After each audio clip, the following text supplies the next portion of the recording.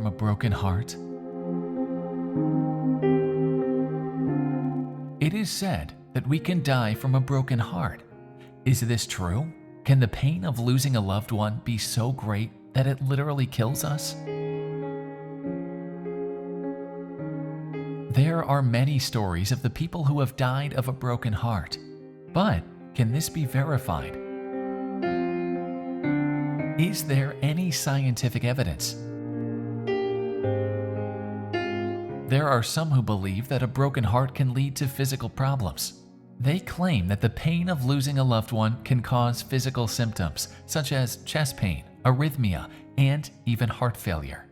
There are many who have experienced the pain of a broken heart. However, the pain of losing a loved one can be very severe and may lead to physical problems. If you are experiencing the pain of a broken heart, it is important to seek help from a medical professional.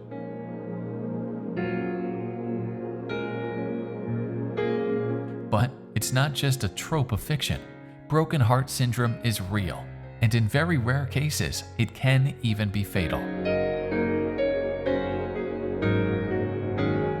Broken heart syndrome, aka stress-induced cardiomyopathy, is a weakening of the heart that can cause similar symptoms to regular cardiomyopathy or heart muscle disease, chest pain, shortness of breath, and sometimes changes in the heart rhythm. It's so similar, in fact, that the syndrome wasn't identified until the 1990s.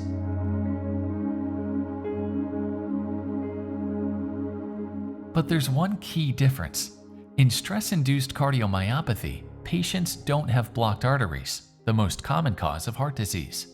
And when you x-ray the heart, it looks a little bit like a takotsubo, a type of pot used as an octopus trap in Japan, which is why the syndrome is also sometimes called takotsubo cardiomyopathy. Quite a funny name for quite a serious disease.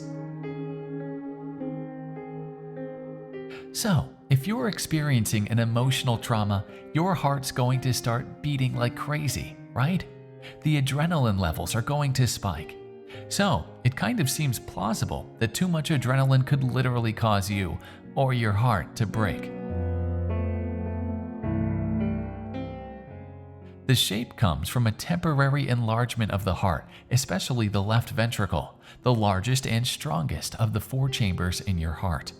Normally, bigger might sound better, but in this case, the left ventricle becomes enlarged because the muscle tissue isn't working as well. It's become less elastic and weaker, so it can't pump with as much force as normal.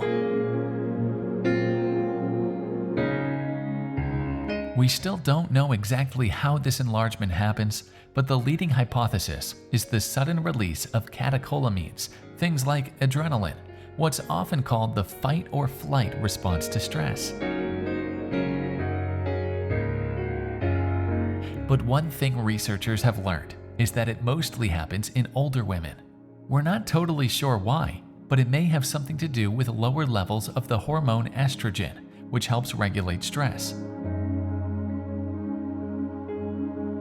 As women get older, their estrogen levels drop off, so they're more likely to be deeply affected by a stressful event and to experience stress-induced side effects like broken heart syndrome. But that doesn't explain why it rarely happens in men, who also have very low levels of the hormone.